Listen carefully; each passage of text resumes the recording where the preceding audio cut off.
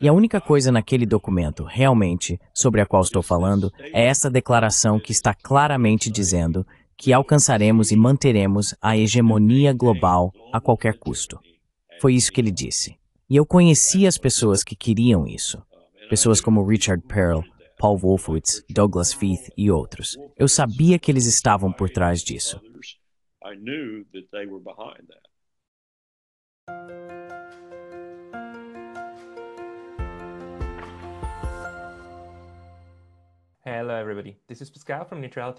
Olá, pessoal. Aqui é Pascal do Neutrality Studies, e hoje estou conversando pela segunda vez com o Coronel Lawrence Wilkerson, um oficial aposentado do Exército dos Estados Unidos, ex-chefe de gabinete do secretário de Estado e membro do grupo ativista Veteran Intelligence Professionals for Sanity.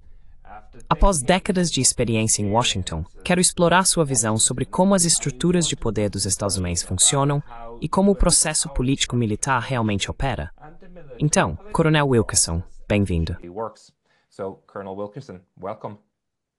Bom estarem. Deixe-me começar com minha primeira pergunta. Você é um homem que tem muita experiência com o processo político em Washington, que também se interliga diretamente com sua política externa, devido ao seu papel como chefe de gabinete do secretário de Estado. Você poderia nos explicar quais foram seus diferentes papéis ao longo dos anos? E pouco antes da conversa, você mencionou que serviu em uma das administrações mais disfuncionais que já existiram. Você pode explicar isso também?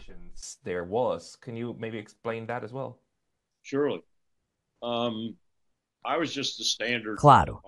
Eu era apenas um oficial padrão do Exército. Um soldado por cerca de 20 anos, fazendo o que todos os outros faziam. Fui para o Vietnã, servi na Coreia, no Japão e em outros lugares. Depois, ao sair como tenente-coronel da 65ª Divisão de Infantaria no quartel Schofield, em Oahu, no Havaí, fui para o então Comando do Pacífico, liderado por um almirante 4 estrelas da Marinha, abrangendo 35 países e 35 embaixadores com quem tínhamos que trabalhar, e alguns personagens bastante voláteis, de certa forma. Por exemplo, tínhamos responsabilidade pela China e tínhamos responsabilidade pelo que chamávamos de Plano de Operações Global, ou Plan 5001, que complementava o 5000. O 5000 era a guerra com os soviéticos na frente ocidental, na Europa.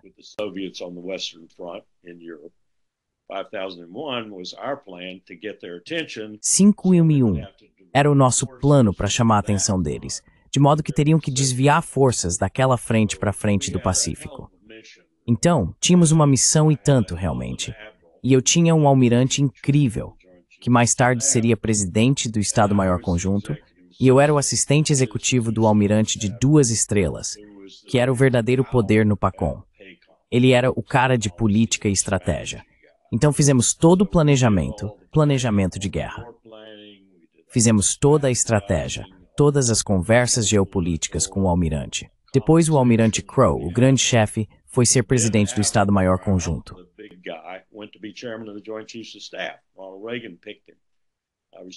Ronald Reagan o escolheu. Eu estava lá quando Reagan saiu no barco com o almirante Crowe, e essencialmente o almirante Crowe lhe deu um tour do horizonte desse comando massivo. Reagan voltou a Washington e disse: "Quero esse homem como meu presidente." E ele foi. Powell, é claro, seguiu. E eu segui Powell porque ele me escolheu para ser seu assistente especial. Fui seu assistente especial por 4 anos, enquanto ele era o indivíduo militar mais poderoso do mundo, presidente do Estado-Maior Conjunto.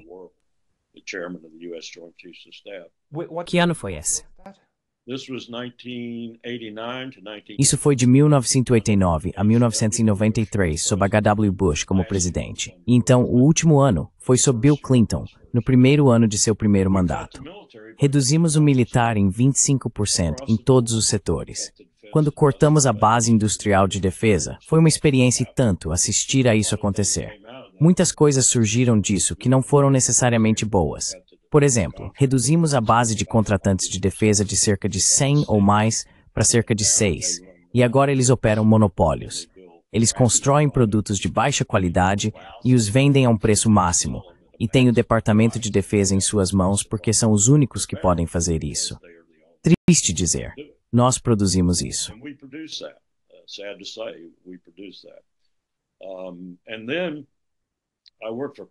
E então trabalhei para Powell, em uma capacidade privada, por cerca de 3 anos, depois de servir mais 4 anos como diretor do Marine Corps War College. Ele me contratou e voltamos a trabalhar juntos como uma equipe. Fizemos coisas como ir a Lagos, na Nigéria, para observar as eleições do presidente Obasanjo na época que foi eleito. Fizemos outras coisas com o Carter Center, em Atlanta.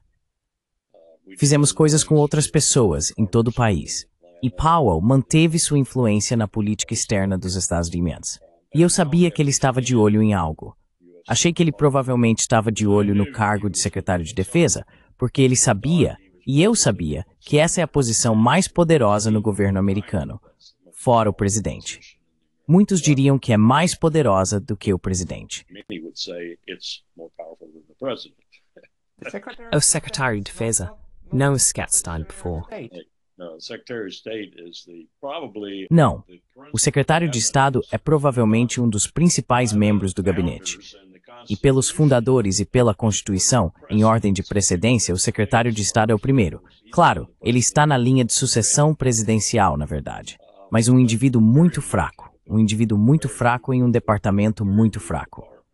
E Powell costumava dizer assim, e o secretário de defesa na época, Donald Rumsfeld, concordava com ele. Powell conseguiu 25 bilhões de dólares no primeiro ano de seu secretariado de Estado. Rumsfeld conseguiu 375 bilhões de dólares. E Rumsfeld disse uma vez, eu perco mais dinheiro do que você recebe, Colin. E ele estava certo. Ele estava certo. O departamento mais poderoso. Mas ele não fez isso. Ele escolheu o secretário de Estado.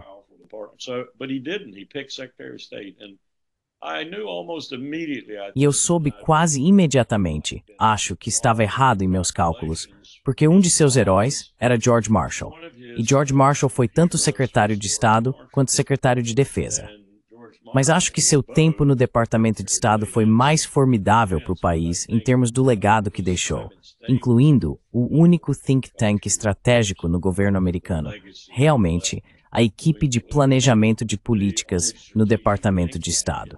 E o imprimatur que ele deu a eles foi o imprimatur que Richard Haas, que se tornou diretor de planejamento de políticas de Powell, e Powell trouxeram de volta para o Departamento de Estado. Então começamos a pensar estrategicamente novamente. Não fazíamos isso desde a Segunda Guerra Mundial. E foi uma coisa difícil, porque o governo não pensa estrategicamente.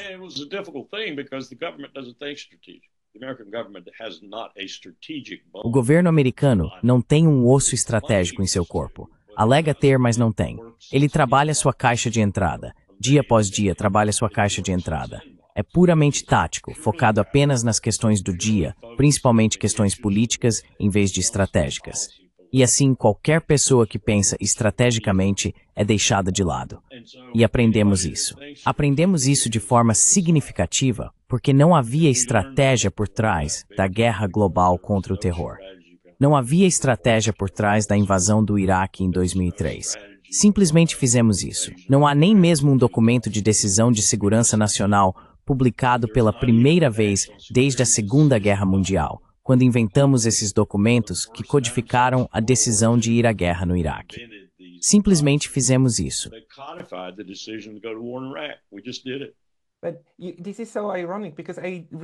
Isso é tão irônico, porque me lembro distintamente de como Condoleezza Rice estava extremamente orgulhosa, proclamando que pela primeira vez os Estados Unidos tinham uma estratégia, uma grande estratégia. Esse termo só surgiu, quero dizer para mim, só naquela época. E ela estava tão orgulhosa disso.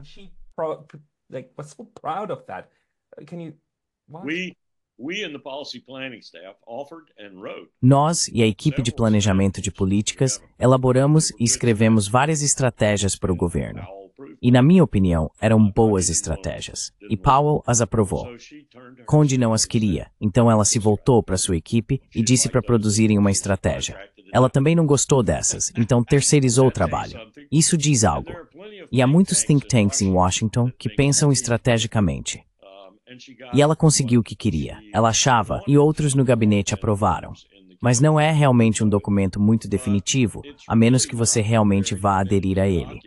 E todas essas estratégias de segurança nacional produzidas publicamente, de fato a estratégia militar nacional no passado, foram publicadas para consumo público.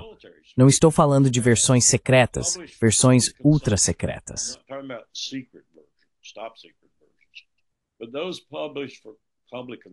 Mas aqueles publicados para consumo público, que é do que a imprensa fala e assim por diante, têm sido mais ou menos inócuos. Eles são apenas, você sabe, manter a América segura, manter os aliados da América seguros, lutar contra nossos inimigos em todo o domínio da guerra. Esse tipo de declarações. Este não era assim. Este foi um ataque de segurança nacional neoconservador produzido pela combinação de think tanks que ela escolheu para produzir a estratégia. E ela comprou. E estou triste em dizer que meu chefe comprou. E até tivemos discussões sobre isso. E eu perguntei a ele se estava satisfeito com isso. E ele disse sim. Por que você está me perguntando? Eu disse, bem, essa estratégia essencialmente diz, chefe, que se alguém se mexer na base da montanha sobre a qual a América está empoleirada, nós os mataremos.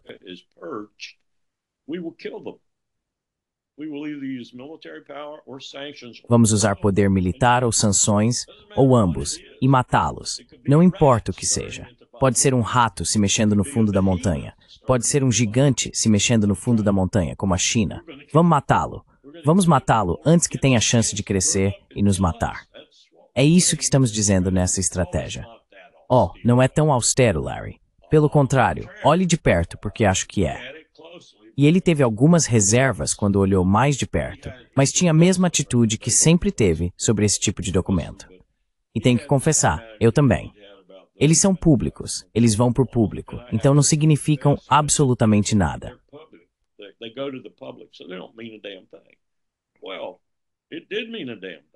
Bem, isso realmente significou algo. E deixe-me voltar um pouco e dizer que uma das razões pelas quais eu meio que não gostei foi não apenas porque Conde nos rejeitou completamente sobre o que estávamos dizendo que deveria ser nossa estratégia. Foi porque o que vi ali era essencialmente a mesma coisa que Paul Wolfowitz, então subsecretário de Defesa para Políticas, havia enviado a H.W. Bush durante seus 4 anos no cargo, quando eu era assistente especial do presidente Powell.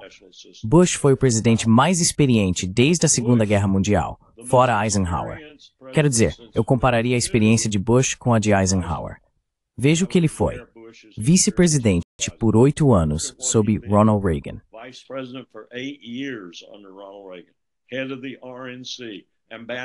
Chefe do RNC, embaixador na China, diretor da CIA, tão querido que deram seu nome ao prédio.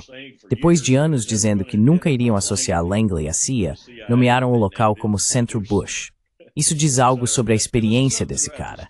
Ele nunca esteve fora do mundo da inteligência, desde que seu avião foi recuperado no Oceano Pacífico durante a Segunda Guerra Mundial.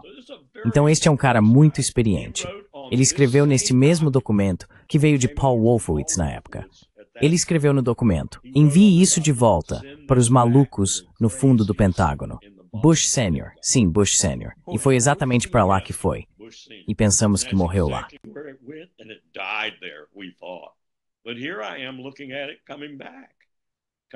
Mas aqui estou eu vendo isso voltar, orquestrado, sem dúvida, pelos neoconservadores dos think tanks ligados a Wolfowitz, agora vice-secretário de Defesa, e Feith, agora subsecretário de Defesa para Políticas. Então isso voltou, e voltou em um formato mais ou menos igual, mas ninguém estava lá para escrever a frase de volta para os loucos. Nós realmente decidimos que isso não seria apenas para consumo público e, portanto, inócuo e não realmente importante, mas seria nossa estratégia. E a única coisa nesse documento realmente de que estou falando é essa declaração que claramente diz que alcançaremos e manteremos a hegemonia global a qualquer custo. Foi isso que disse.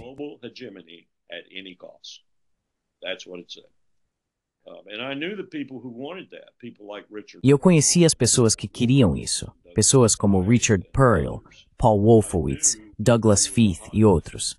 Eu sabia que eles estavam por trás disso. No entanto, Conde achava que tinha construído isso. Não acho que ela fosse cúmplice, mas acho que ela estava inclinada a seguir esse caminho, porque o ultranacionalista no gabinete do vice-presidente Richard Cheney, que realmente comandou a segurança nacional nos primeiros 4 anos, tinha a mesma mentalidade após o 11 de setembro. Ele era um homem mudado após o 11 de setembro. Lembre-se, eu o vi como secretário de defesa, um secretário de defesa muito eficaz. Ele não tolerava oposição aos seus desejos, estabeleceu sua supremacia civil logo de cara ao demitir o chefe do Estado-Maior da Força Aérea.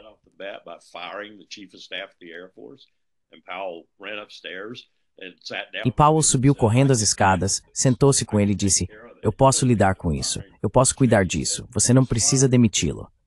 E Cheney disse: "Ele está demitido." Tem mais alguma pergunta? E o que Cheney estava fazendo era, desde cedo, estabelecer, ou melhor, restabelecer, que o secretário de defesa era o segundo homem na cadeia de comando, não o presidente.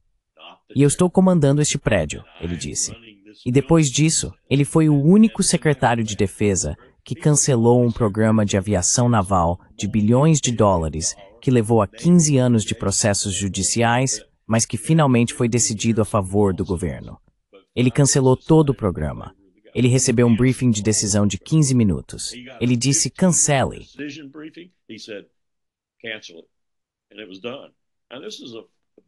E foi feito. Agora, este é um secretário de defesa muito eficaz. Ele também é o secretário de defesa que, quando George H.W. Bush disse, durante a Primeira Guerra do Golfo, quando a Estrada da Morte estava se desenvolvendo, estávamos matando iraquianos só por matar. Pare a guerra. Ele se voltou para o secretário de defesa, Dick Cheney, e perguntou: "Você concorda?" Ele disse: "Absolutamente. Não vale a pena perder um único soldado para ir a Bagdá. E isso não é nossa missão. Não são nossas ordens. A ONU disse para expulsar o exército de Saddam Hussein do Kuwait. Fizemos isso. Vamos parar." E 12 anos depois, este é o homem que quer ir à guerra no Iraque, em 2003. Então, um homem muito diferente. Muito diferente.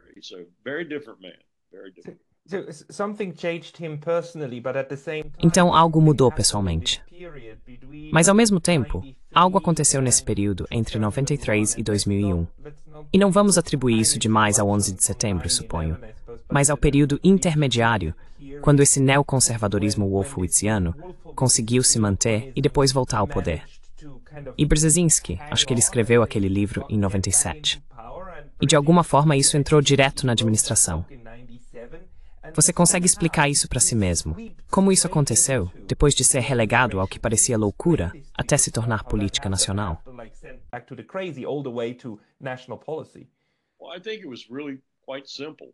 Bem, eu acho que foi realmente bastante simples. Não achei que fosse uma metamorfose complexa, por assim dizer.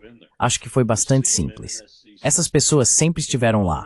Você as vê no NSC 68, desde os anos 1950 e antes. Você as vê lá. Você as vê em Paul-Nitze. Eisenhower nem sequer deixou Paul-Nitze participar do exercício Solarium, que era sua maneira prima facie de deixar todos terem sua chance. E então, ele decidiu em uma dissertação de 45 minutos, no final de todas as suas reuniões, qual seria a estratégia dos Estados-Unidos. Mas ele não deixou Nitze nem mesmo participar, porque não queria Nitze em nenhum lugar perto da estratégia dos Estados-Unidos. Bem, eles estiveram por aí todo esse tempo, mas estiveram nas sombras na maior parte.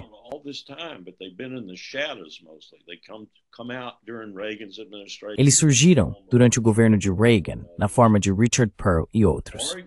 Pode-se argumentar que Richard Perle pode ter arruinado uma tentativa inicial de lidar com armas nucleares de maneira mais contundente e decisiva em Reykjavik, porque Perle tomou conhecimento do que Reagan estava dizendo a Gorbachev e Gorbachev a Reagan, e conseguiu convencer o presidente a não prosseguir com o que ele estava discutindo. Isso aconteceu de qualquer forma, mas provavelmente teria acontecido um pouco mais cedo se Perle não estivesse lá. Então eles estão lá. Eles estiveram lá o tempo todo. Eu argumentaria que eles estão lá desde Alexander Hamilton e a fundação da República.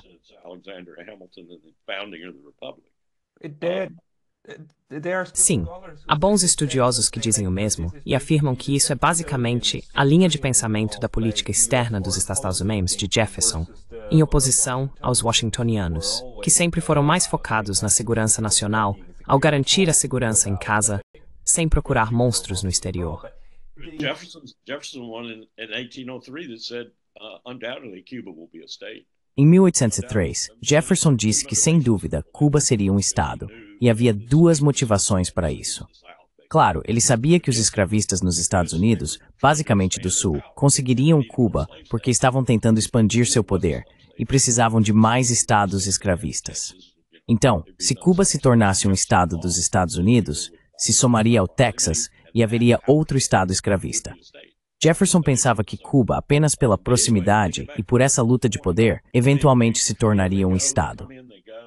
Mas de qualquer forma, voltando ao meu ponto, eles entram, saem, entram, saem, entram, saem. Bem, eles entraram com vingança após o 11 de setembro. Foi quase como Pearl Harbor para eles.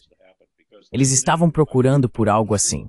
Eles queriam que algo assim acontecesse, porque sabiam, tenho quase certeza de que a liderança sabia, que não seriam capazes de implementar as estratégias que queriam sem algo que as tornasse vendáveis, comercializáveis.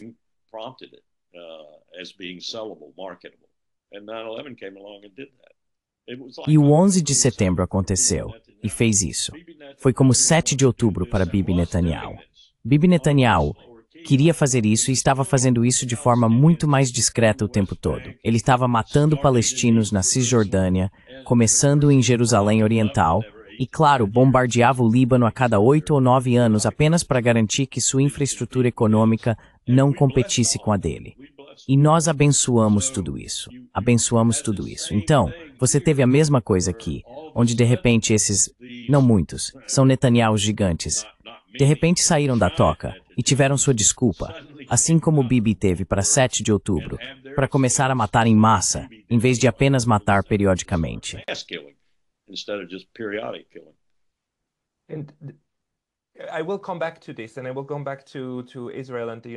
Vou voltar a isso, e vou voltar a Israel e aos Estados Unidos.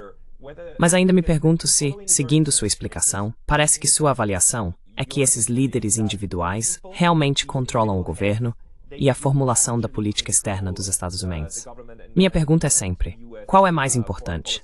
A estrutura de tudo isso, quem responde a quem e cria que tipo de dependências, ou são as pessoas individuais? Porque você também mencionou restabelecer o controle sobre certas agências, o que implicaria que outras agências podem estar um pouco fora de controle. O que é? São as pessoas, ou é a estrutura que impulsiona mais a formulação de políticas dos Estados?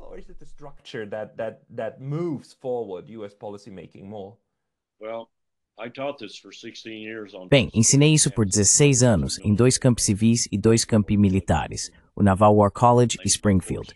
Meu curso era tomada de decisão em segurança nacional. No cerne desse curso estava a tomada de decisões fatais, que definimos em nossos seminários como decisões presidenciais de enviar jovens homens e mulheres para morrer por propósitos do Estado e para matar outros por propósitos do Estado. Guerra. Guerra. Sabe, gostaríamos de usar eufemismos, mas chamávamos de guerra. Quer estivéssemos matando uma pessoa, ou 10.000, chamávamos de guerra. E analisávamos tudo. Analisávamos todas as decisões que Harry Truman tomou, sendo a principal delas a Coreia, é claro. Analisávamos as decisões que Richard Nixon tomou, como a expansão da guerra no Camboja em 1970. Analisávamos todas as principais decisões fatais na era pós-Segunda Guerra Mundial, até Obama e a Líbia.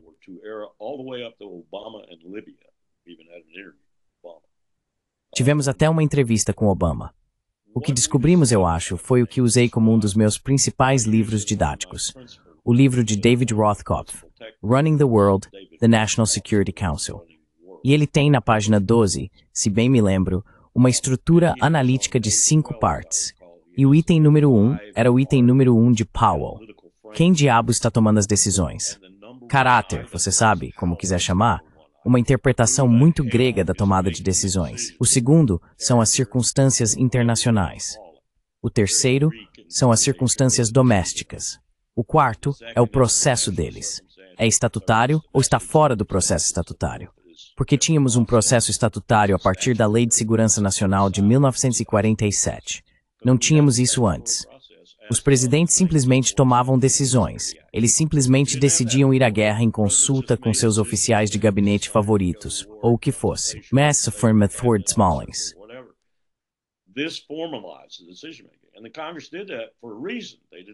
E o Congresso fez isso por uma razão. Eles não gostaram da forma como o FDR geriu a guerra. Eles não gostaram do poder que ele acumulou ao fazê-lo. E não só emendaram a Constituição para que não pudéssemos ter um presidente novamente por tanto tempo, mas também aprovaram a Lei de Segurança Nacional de 1947. E a última coisa, é claro, é a ideologia e a filosofia de governança.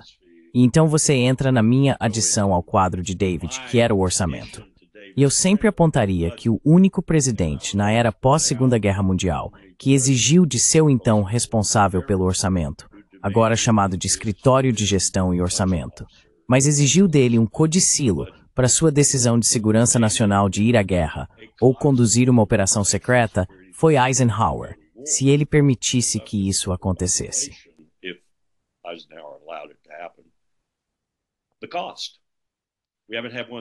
O custo. Não tivemos um desde então. Em vez disso, o que temos é Dick Cheney dizendo que Ronald Reagan provou que déficits não importam, então não se preocupe com o dinheiro. E não nos preocupamos com o custo de decisões fatais desde aquela época. E passamos provavelmente, não sei, talvez ao todo 400 estudantes ao longo de 16 anos, outros 100 em outro campus ao longo de 6 anos na Universidade George Washington.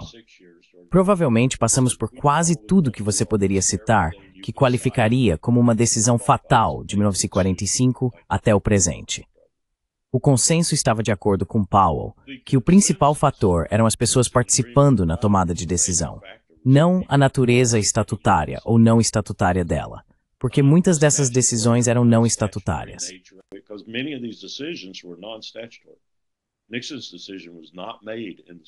A decisão de Nixon não foi tomada no Conselho de Segurança. Foi tomada em sua casa, bebendo Jack Daniels. E há outras decisões assim, que estão fora do sistema.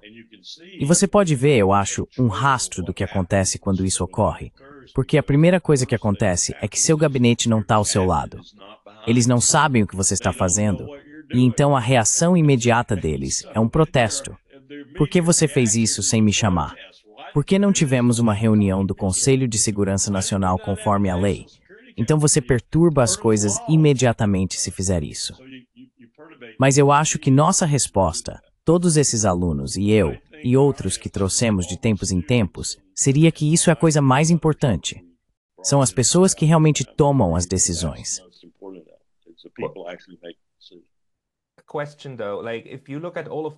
Uma pergunta, no entanto. Se você observar todas essas decisões que são apresentadas ou que precisam ser tomadas por certas pessoas, a questão é como elas são enquadradas e quem as apresenta. Isso está claro? Isso é feito de boa fé? No momento, muitas pessoas estão muito preocupadas que Donald Trump, embora possa ter os instintos certos quando se trata de retirar os Estados Unidos de guerras ou não se envolver nelas, possa estar recebendo falsas dicotomias das pessoas ao seu redor. É como ir à guerra aqui, ir à guerra ali, em vez de nada. Então isso está claro durante o processo de tomada de decisão. E as pessoas que tomam as decisões estão cientes do fato de que precisam questionar o cardápio que lhes é apresentado.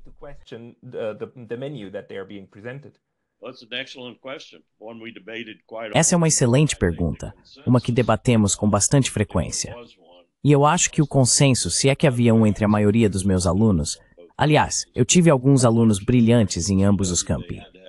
No programa de honras da GW, eles precisavam ter um GPA de 3,75 antes mesmo de chegarem a mim, e todos eram formandos. E em William Mary, eles também eram excelentes alunos. Acho que o consenso teria sido, se você for decidir, que Powell costumava dizer 95, nenhum dos meus alunos diria isso, que metade da influência em qualquer decisão crucial são os personagens no processo de decisão. Então você tem que considerar vários fatores. Eles podem nem mesmo ser membros estatutários do governo.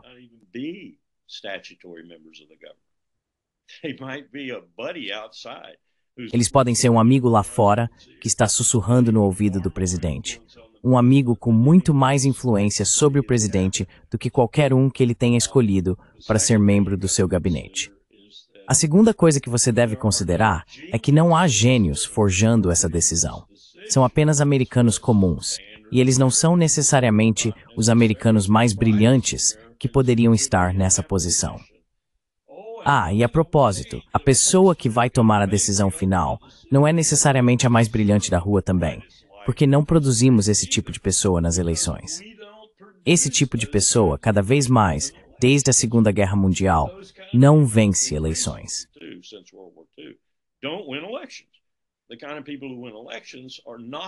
O tipo de pessoas que vencem eleições não são o tipo de pessoas que você gostaria que deliberassem sobre esses assuntos muito sérios e chegassem à melhor decisão possível.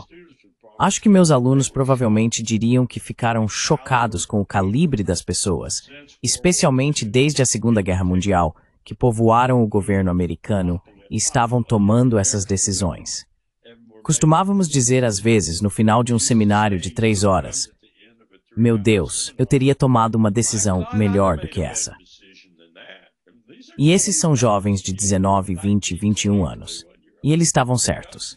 E eu costumava dizer, provavelmente você teria. Nosso exercício final no meu curso era uma reunião de 4 horas do Conselho de Segurança Nacional, encenada da melhor forma que eu conseguia, exatamente como seria na Sala Roosevelt ou em qualquer outro lugar na Casa Branca.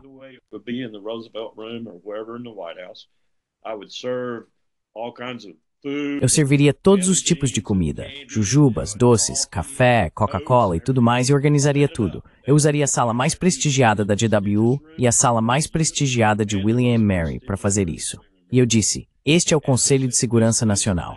Você é o presidente. Você é o vice-presidente. Você é o presidente do Estado-Maior Conjunto. E eles saem desse exercício, e você sabe, eles diriam, eu sabia disso como um simulador de guerra no exército, que você pode realmente pressionar as pessoas. Mesmo em simulações, eles sairiam suando. E você sabe, eles sairiam realmente sentindo como se estivessem no caldeirão tomando essas decisões.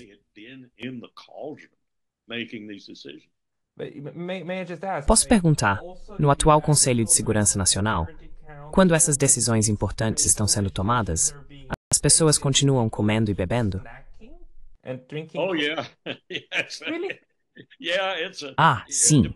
Sério. Sim, depende do presidente, é claro, e do que o presidente geralmente está fazendo. Não é sempre o caso. Mas ou o assessor adjunto de Segurança Nacional, ou o assessor de Segurança Nacional, ambos não eleitos, e não sujeitos ao conselho e consentimento do Senado, o que é, você sabe, Henry Kissinger estava presente e ele não foi de forma alguma eleito. Você tem que se perguntar sobre isso. Jake Sullivan. Sim, meus alunos frequentemente faziam isso. Eles diziam, espere um minuto, Brzezinski é o homem mais poderoso. Kissinger é o mais poderoso. Agora ele também é secretário de Estado. E eu contava a eles a piada, que na verdade não é uma piada. Realmente aconteceu que um assessor entrou para Henry quando ele era tanto secretário de Estado quanto conselheiro de Segurança Nacional, e disse, senhor secretário, em qual papel timbrado você quer que essa decisão seja codificada? Quero dizer, o fato de termos permitido que isso acontecesse é inconcebível, que deixamos um homem ser conselheiro de Segurança Nacional e secretário de Estado simultaneamente. Agora, é claro, isso foi mudado rapidamente, e Kissinger foi para a obscuridade depois disso, realmente, exceto por suas falas. Mas, no entanto, foi uma concentração de poder que os fundadores, James Madison, teriam tremido em suas botas ao saber que algo assim aconteceu. Mas então a própria tomada de decisão, é altamente abstrata, certo? São algumas pessoas em uma sala, petiscando, é claro, provavelmente cientes da gravidade das decisões. Depende muito. E acho que a variedade de cenários que estudamos, tivemos um recurso maravilhoso. Tivemos fontes primárias no Arquivo de Segurança Nacional na Universidade George Washington.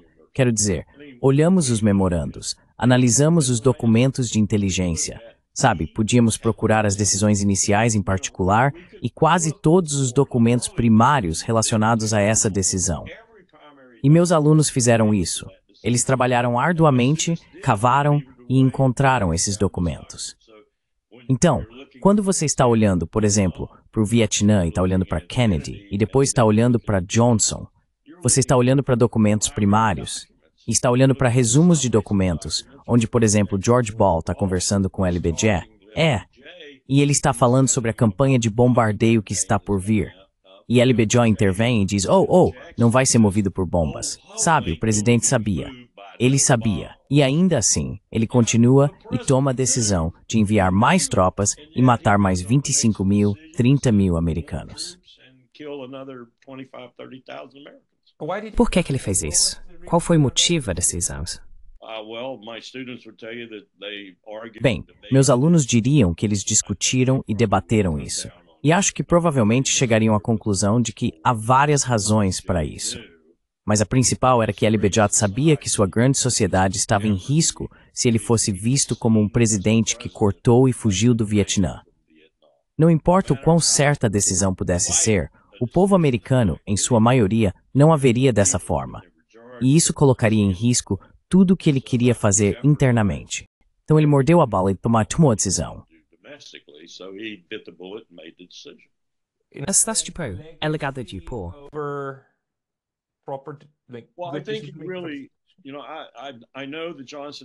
Conheço bem a família Johnson. Conheço as netas. Conheço a filha. Conheci um pouco a Lady Bird. Ela me deu $40 mil. Me entregou um cheque para me ajudar com o meu trabalho. Me colocou no sistema de escolas públicas de DC para ajudar o sistema escolar e eu precisava de algum dinheiro. Ela me escreveu um cheque de $40 mil. Então conheço bem a família Johnson. Acho que LBJ estava realmente comprometido com a grande sociedade. Ele achava que não só seria seu legado, mas também que o país precisava disso. Precisava disso. Precisava de tudo, desde a Lei dos Direitos Civis até os programas que foram criados por ela. E esse foi seu legado, mas também acho sua profunda crença de que o país precisava disso. Acho que ele agonizou sobre isso. Realmente acho. Acho que ele tinha dificuldade para dormir à noite. Mas em última análise, é uma decisão que diz, você sabe, aqueles 58 mil nomes, ou cerca de 35 mil que ele adicionou no muro ali, o muro memorial do Vietnã, foram o preço que pagamos por uma tranquilidade doméstica que ele achava essencial.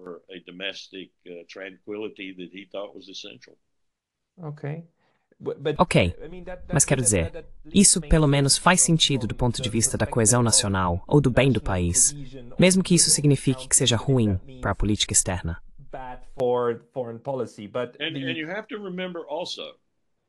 E você também precisa lembrar, e isso percorre toda a história dos Estados Unidos, desde George Washington, que o legislativo, seja a Confederação ou o próprio Congresso, sempre considera as pessoas pobres na infantaria como descartáveis.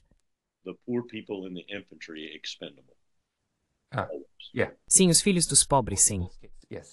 Sim, e é quem colocamos na infantaria em todas as nossas guerras.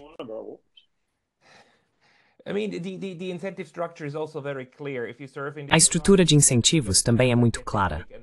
Se você serve no exército dos ex, tem a chance de obter uma educação e assim por diante. E até mesmo ir para a universidade, é muito claro. Mas eu preciso te perguntar algo, porque a maioria das pessoas pertence ao público propagandeado. O que recebemos sobre a tomada de decisões e assim por diante é o que recebemos através da mídia e de vazamentos relatados, a maioria dos quais eu acho que são apenas parte da maneira como você tenta gerenciar as expectativas e o conhecimento do público em geral. Mas as pessoas que estão nesta sala, quero dizer, elas também leem esses jornais. Qual é o impacto da realidade retratada em comparação com a realidade que, esperançosamente, vem da inteligência? A realidade que realmente acontece?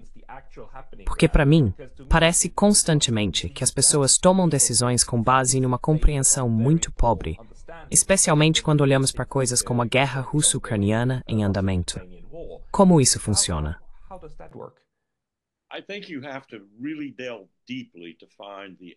Acho que você tem que realmente se aprofundar para encontrar o propósito real, a razão, ou qualquer palavra que você queira usar, motivação às vezes, para a decisão que você está analisando. Normalmente, não é uma única decisão. Meus alunos também ficaram surpresos com isso. É um conjunto de decisões, porque é uma série de decisões. E você se aprofunda cada vez mais na confusão, porque continua tomando decisões. Por exemplo, você faz o que é tradicional para os militares. Em vez de recuar de uma derrota, seja ela tática ou estratégica, você a reforça e reforça essa derrota.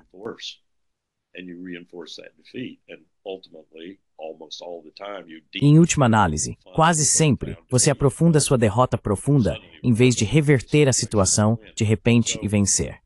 Então, é mais uma série de decisões. É mais sobre quem está influenciando naquele momento em que a segunda, terceira ou quarta decisão foi tomada. Por que essa decisão foi tomada? A inteligência foi realmente incorporada, o que eu chamarei de inteligência acionável. Não necessariamente correta, mas pelo menos é suficiente para uma mente analítica tomar uma decisão. E então você tem que, sabe, se for uma inteligência ruim, jogar isso na mistura enquanto analisa as decisões. E você nem sempre obtém inteligência perfeita. O sistema não está configurado para lhe dar inteligência perfeita.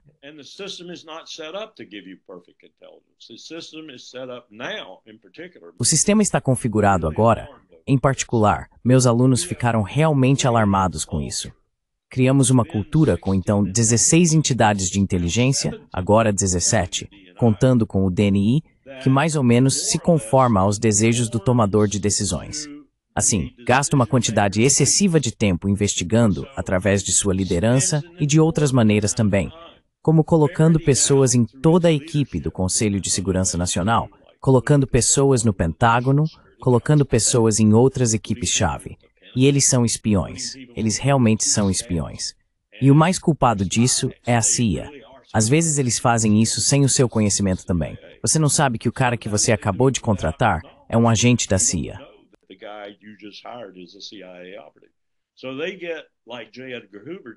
Então eles conseguem, como J. Edgar Hoover fez quando era diretor do FBI, informações sobre todos no governo. Assim, eles sabem como manipular isso e aquilo para garantir que essa entidade, como o INR no Departamento de Estado, a única entidade de inteligência realmente independente ou quase independente entre as 16 que o governo tinha na época, receba pessoas que você pode manipular e fazer com que cheguem a um consenso com sua visão avassaladora como diretor de inteligência central, que está em sintonia com o que você sabe que seu presidente quer. Assim, como os britânicos disseram em um ponto sobre o Iraque, você realmente molda a inteligência à política, não a política à inteligência. Mas isso é algo que aconteceria em um processo recíproco. E eu suponho que essas agências não concordem entre si. Meu palpite seria que o Departamento de Defesa deve ser altamente desconfiado da CIA, certo? Absolutamente. E achamos que a competição é saudável. Esse é um princípio americano, você sabe, competição. Às vezes é saudável, mas às vezes é muito prejudicial. Você acaba tendo algo como George Tenet, por exemplo, como o então diretor de inteligência central, que é a mesma coisa que o DNI é agora, exceto que ele tem outro cargo que diz que ele é diretor da CIA, usando esse poder para persuadir e ou obrigar outros a verem as coisas da mesma maneira, ou a usar seus recursos, que são formidáveis, para garantir que sua visão não prevaleça. Deixe-me dar um exemplo.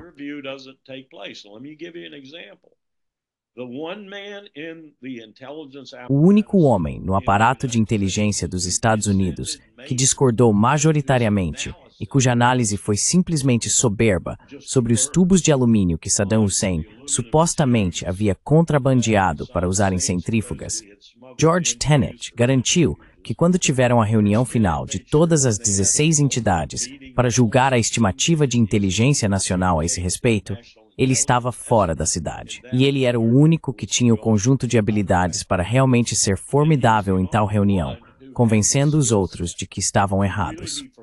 George Tenet garantiu que ele estivesse fora da cidade quando realizou a reunião. Então o chamávamos de Joe Turner, porque ninguém queria divulgar seu nome. E eu não os culpo, mas dizíamos que Joe Turner estava fora da cidade. Por que Joe Turner estava fora da cidade?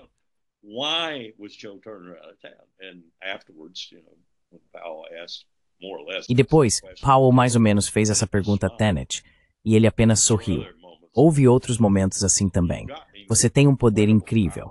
E agora, se você pensar por um momento, se Trump realmente der a Tulsi Gabbard a posição de DNI, se ela for aprovada, o poder que ele disse que vai dar a ela, que deveria ter sido dado na legislação, mas não foi. O Congresso não quis ir tão longe. E isso é dinheiro e poder sobre pessoas. Em outras palavras, o DNI pode transferir dinheiro entre as 16 entidades, e ela pode transferir pessoas. Não podia fazer isso. O Congresso não quis ir tão longe. Eles não queriam tornar tão poderoso um potentado em relação à inteligência. Mas Trump disse que vai fazer isso. Ele vai dar ao DNI, apenas ao DNI, acesso a ele. E ele vai dar ao DNI dinheiro e poder sobre pessoas.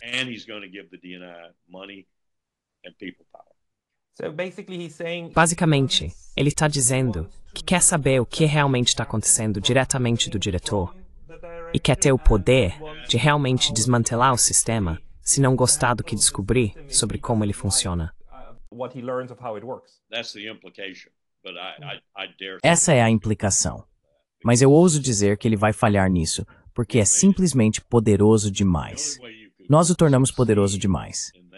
A única maneira de você conseguir isso, e você não conseguiria, é fazer o que várias pessoas, o que John Kennedy disse. Não sei se é apócrifo ou não.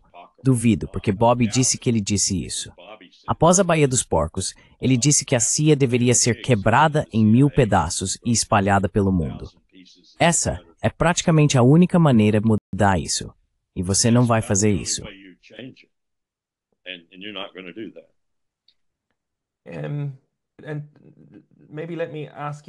E talvez me deixe perguntar agora sobre a influência estrangeira nessa tomada de decisão.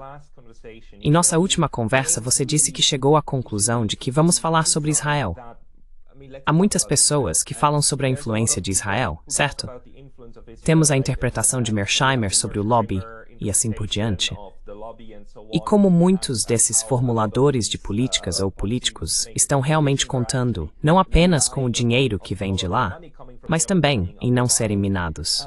E sua interpretação é que, na verdade, estamos usando Israel, afinal. Não é o contrário. Conversei com o Coronel McGregor outro dia, e ele me disse que gosta muito de você e tem uma alta consideração por você. Mas ele não entende como você chega a essa avaliação. Você poderia explicar?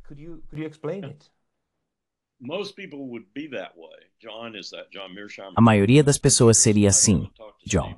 John Mearsheimer é assim, tenho certeza.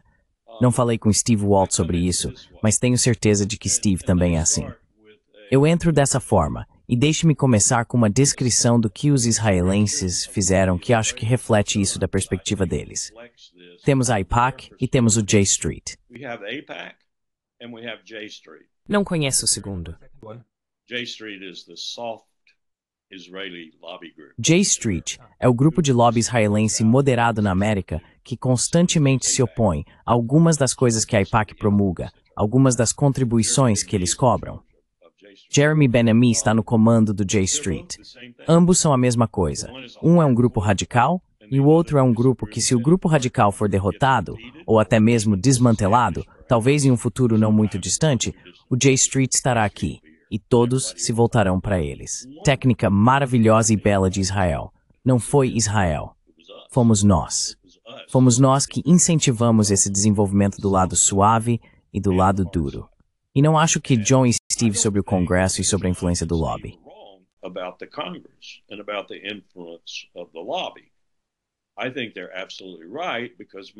Acho que eles estão absolutamente certos, porque a maioria do Congresso, em termos de acuidade mental, são insignificantes.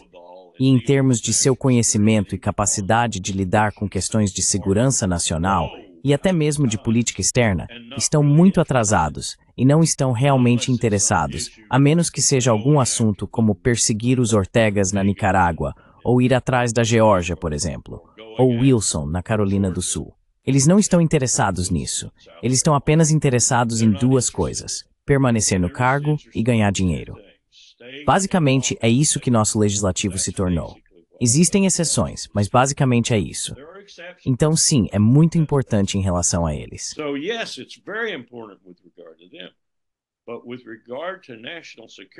Mas no que diz respeito à estratégia de segurança nacional, feita por aqueles que realmente a entendem, sejam eles neoconservadores ou de outra vertente, Israel é nossa ferramenta. Eles são as pessoas. Eles são o Estado que os britânicos formaram para fazer isso e nós o tiramos deles. E o que isso é? É manter o levante para nós. Ponto final. É para isso que eles estão lá. E se isso envolve matar muitas pessoas que são árabes palestinos, tudo bem para nós. E é por isso que concordamos com isso, e não parecemos muito perturbados, porque eles estão fazendo o que queremos que façam. Eles estão agora fazendo o que queremos que façam na Síria. Eles estão avançando gradualmente. Você sabe que agora eles têm provavelmente 30% da água na Síria sob seu controle? Eles estão fazendo o que queremos que façam. Mas há todas essas histórias, como uma série delas, onde os israelenses fizeram algo que parece muito, muito contra os interesses americanos, desde o afundamento daquele barco ou o ataque àquele barco. Eu esqueci o nome.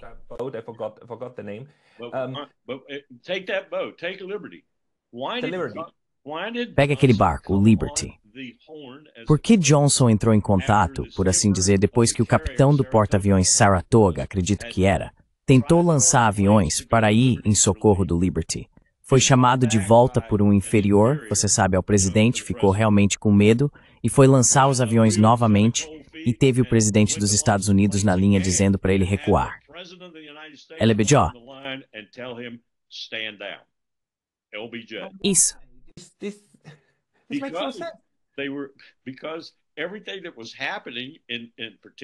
Porque tudo o que estava acontecendo, em particular o que estava acontecendo em relação aos russos na Guerra Fria, era o que queríamos que acontecesse.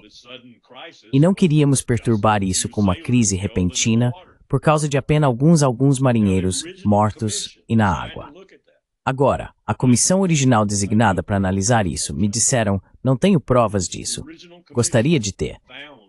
A comissão original encontrou algumas dessas coisas, e o almirante que colocamos no comando da comissão abafou, assim como nosso inspetor e um monte de outras pessoas abafaram o relatório Warren, ou mancharam o relatório Warren. Então, o relatório Warren é ficção. É ficção. JFK não foi morto por Lee Harvey Oswald. JFK foi morto por várias pessoas que eram assassinos, para alguns diriam párias de.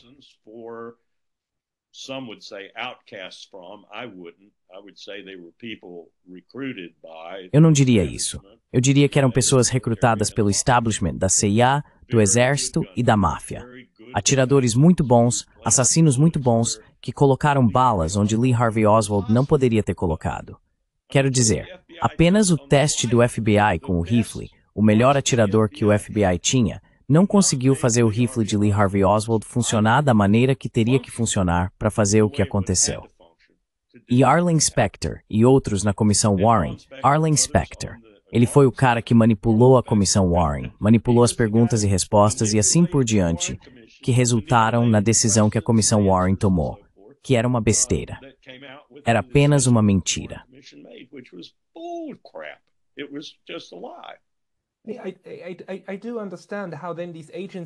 Eu entendo como essas agências, sob certas circunstâncias, estariam dispostas a ir tão longe. Mas quando falamos sobre a influência de, digamos, Israel sobre os presidentes dos Estados Unidos, um após o outro, que supostamente ficaram muito irritados com os israelenses, mas ainda assim... Bem, essa não é a minha experiência.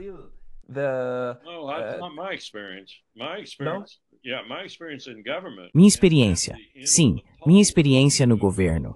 E no final das contas, como fornecedor de força no PACOM, por exemplo, minha experiência foi que quando Reagan falava, ou quando H.W. Bush falava, ou quando um presidente que realmente achava que os israelenses estavam fazendo algo que não era do interesse de segurança nacional da América, eles falavam de forma dura, rápida e eficaz.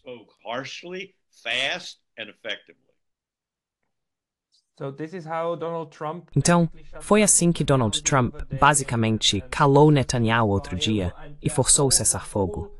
E toda essa história de Joe Biden tentando conseguir um cessar-fogo e Netanyahu desafiando-o, isso é tudo apenas uma farsa para... Não é uma farsa. Acho que é, como a maioria das coisas, uma divisão formidável no governo dos Estados Unidos. Nem todo mundo concorda com a ideia de que Israel é nosso poodle, fazendo nosso trabalho. Tivemos presidentes como Jimmy Carter, que não concordaram com isso. Essa é uma das razões pelas quais Jimmy Carter não foi reeleito. Donald Trump gosta de dizer que foi porque ele entregou o canal do Panamá. Ele gosta de dizer que talvez tenha sido por causa dos reféns e tudo mais. Bem, Essas coisas contribuíram, é claro. Mas a verdadeira razão foi porque Israel não queria que ele fosse reeleito.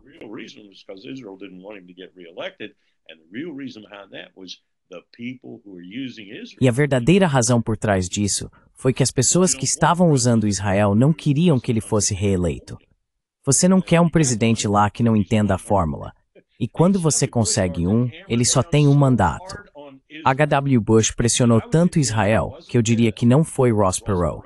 Não foi o leia meus lábios sem novos impostos que fez H.W. Bush ser derrotado por um segundo mandato.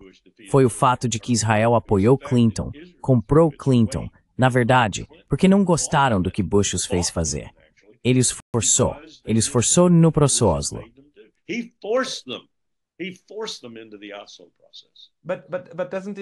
Mas isso não enfraquece o argumento de que Israel age a mando dos Estados Unidos? Então há uma reciprocidade entre os dois, certo? Eu não acho. Acho que você tem que manter seu subordinado na linha. Você não pode deixar seu subordinado sair da linha. E você não pode deixar seu subordinado não é o termo certo.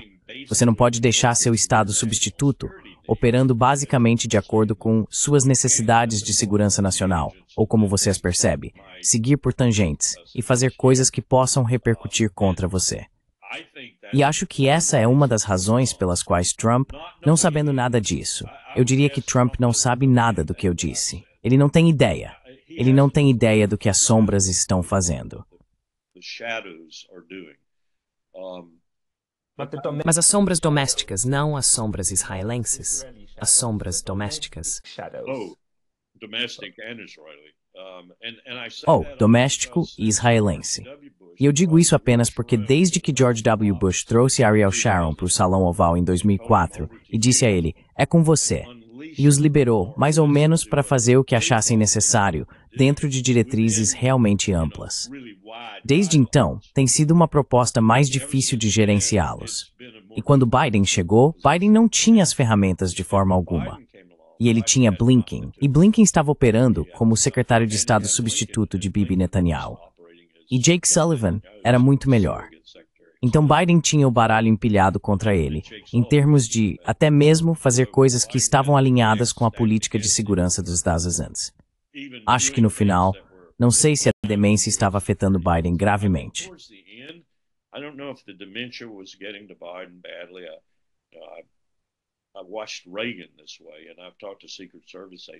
Eu assisti a Reagan dessa forma e conversei com agentes do serviço secreto que disseram que Reagan nem sabia qual era a agenda uma manhã no último ano de seu segundo mandato. Nunca consegui fazer Powell falar sobre isso. Powell era seu conselheiro de segurança nacional. E havia indícios de que Reagan não estava tão lúcido mentalmente como antes. Mas acho que a combinação da velhice, quero dizer, eu mesmo estou nessa situação, e a combinação de outras coisas que Biden havia se comprometido durante seu tempo no Comitê de Relações Exteriores do Senado, em relação a Israel e outros incidentes, Biden realmente ficou preso, encurralado e não conseguia encontrar uma maneira de escapar da armadilha. Finalmente, acho que no final, ele viu alguma luz, e ele não sei o que aconteceria no segundo mandato. Realmente não sei. Não consigo nem imaginar o que aconteceria no segundo mandato.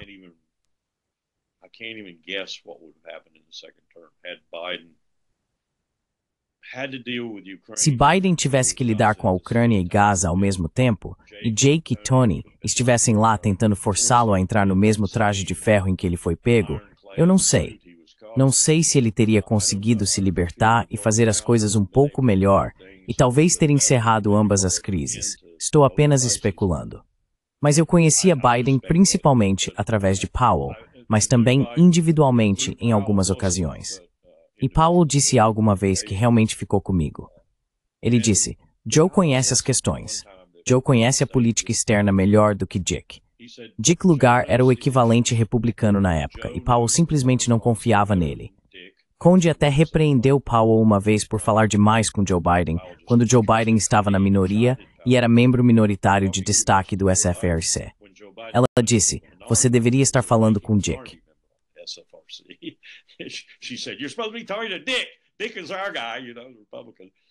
Dick é o nosso cara, sabe? Republicano. Mas ele conversaria com Joe. Mas ele me disse uma vez, ele disse, ele nunca deveria ser presidente.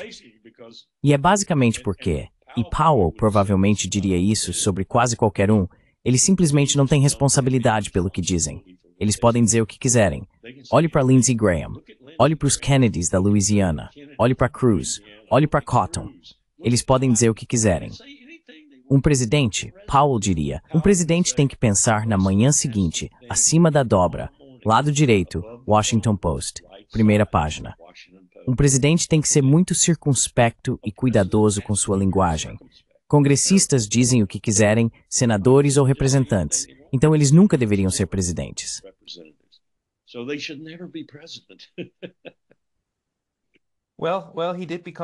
Bem, ele se tornou presidente, e Coronel Wilkerson, eu prometi que não ultrapassaríamos a marca de 1 hora, o que estamos chegando perto.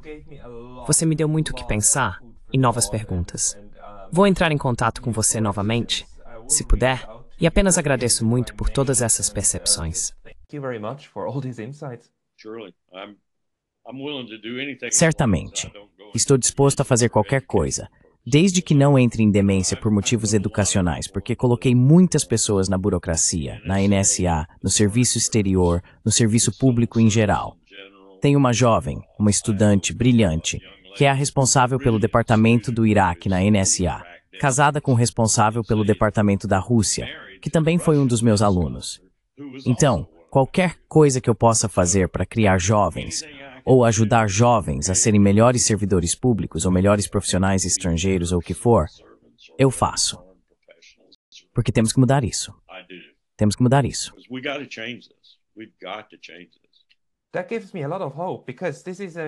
Isso me dá muita esperança, porque isso é Eu conversei com outras pessoas, Jack Matlock e Jess Freeman e assim por diante, e todos dizem que não temos muitas pessoas boas. Mas eu sei que os Estados Unidos produziram alguns dos melhores diplomatas do mundo, Joseph Grew e assim por diante, e as pessoas, muitas. Então onde estão eles? Mas essa é uma pergunta para outro momento, eu suponho. Não é da. No Mamelau Sintunanis, Kikinsu Gonis. Vou perguntar a você da próxima vez. Falaremos sobre isso na próxima vez. Coronel Lawrence Wilkerson, muito obrigado pelo seu tempo hoje. Obrigado por tithe.